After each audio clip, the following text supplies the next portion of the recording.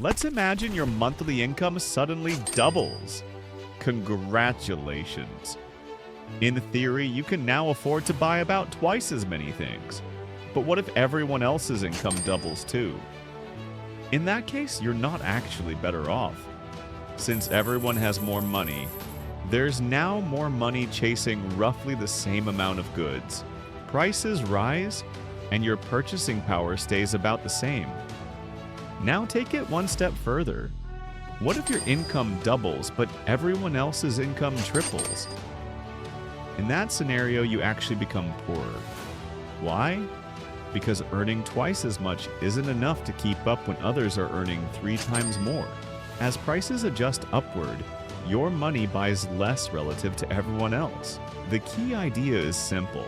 If prices increase by X% in a given year, your income must rise by at least X% just to avoid becoming poorer in real terms.